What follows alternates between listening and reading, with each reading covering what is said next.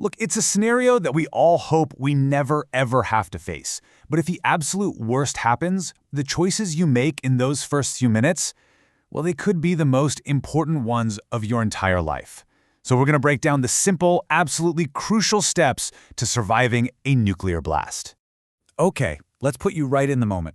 Imagine you're outside, and out of nowhere, an impossibly bright flash just fills the entire sky. A nuclear detonation has just happened. What you do next, in these very seconds and minutes, is absolutely critical. To survive, you first have to understand exactly what you're up against. And the threat? It basically comes at you in three distinct ways, one right after the other. First, there's that blinding flash of light and intense heat. Seconds after that comes a destructive shockwave.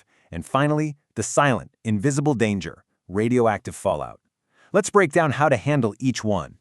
So let's start with those first few seconds. This is all about pure gut instinct. There are two things you have to do immediately, without even thinking about it. Okay, rule number one. It's the simplest, and you know what? It might just be the most critical. Your natural human instinct is going to be to turn and look toward that flash. You have to fight that urge. To really get why, you have to appreciate the sheer power we're talking about here. The light from that explosion is way more intense than staring directly into the sun. It can cause instant flash blindness, and that could be temporary or it could be permanent. So the very moment you see that light, you turn away and you shield your eyes.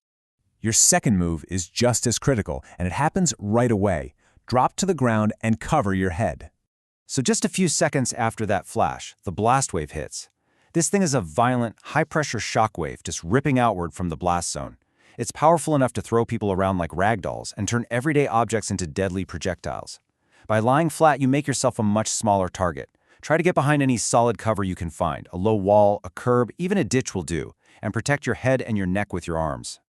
Okay, you've survived the initial blast. The ground has stopped shaking, but now the clock is ticking on that third threat we talked about, the fallout. Your next goal is to find shelter, and you have got to do it fast. Your single most important mission right now is to get inside. You need to put a solid barrier between yourself and the invisible threat that's on its way.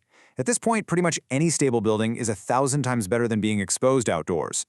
The key to a good shelter is mass. It's that simple. You want as much dense material as possible between you and the radiation outside. That's exactly why brick or concrete buildings are so much better than, say, wooden ones. And the absolute best place you can be, deep inside a building. We're talking a basement, an underground garage, as far away from the roof and the outer walls as you can possibly get.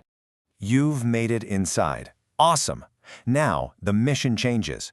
It's not about reacting anymore, it's about enduring. The next 24 hours are all about staying put and staying safe, while the danger outside starts to fade. I want you to remember this number, 24. For the next 24 hours, your survival literally depends on you staying right where you are. So why 24 hours? Well, it all comes down to that fallout. These are tiny, radioactive particles, almost like sand or dust, that get swept up into the air and then settle back down to Earth. This dust is intensely radioactive, but, and this is the good news, its power decays really, really fast. The radiation levels are at their absolute worst in the first few hours, but they drop significantly after a full day. So, the longer you can stay sheltered, the safer you're going to be. Now, what if you were outside for any length of time after the blast? You have to decontaminate. That fallout dust is all over your clothes, your skin, your hair. First, carefully take off your outer layer of clothing. Just doing that can get rid of up to 90% of the radioactive material. Then, seal those clothes in a plastic bag and get it as far away from people as you can. Finally, if you've got access to water, wash or at least wipe down any skin that was exposed. You've done everything right. You reacted, you found shelter, and you've secured your space. Now the final phase is all about waiting for guidance. Look, cell networks and power grids are probably going to be down. This is where an old-school, battery-powered or hand-crank radio becomes your absolute lifeline.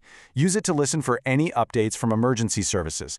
They're the ones who will have crucial information on fallout patterns in your area, and they'll give you the most important instruction of all, when it is finally safe to leave. Whatever you do, do not go outside until you get that official all clear.